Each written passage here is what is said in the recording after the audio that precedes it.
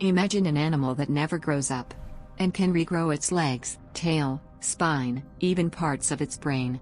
Meet the axolotl, Mexico's legendary immortal baby of the animal kingdom. This creature never completes metamorphosis. It stays young forever. While normal salamanders grow up, this one refuses. It stays a cute larva for life. And that eternal youth comes with a shocking superpower.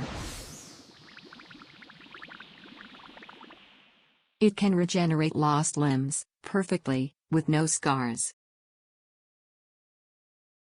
Legs, tail, spinal cord, even parts of its heart. Yes, it grows everything back. And the craziest part? Scientists are still trying to understand how. This creature's stem cells work like a real-life healing cheat code. Human scar. Axolotls rebuild. But that's not its only strange ability. It can survive low oxygen by gulping air like a tiny dragon. It senses prey through electric signals, like a biological radar. And despite its cute face, it's a stealthy little predator. Small fish, insects, worms, nothing escapes its ambush. It looks harmless, until it opens that vacuum mouth.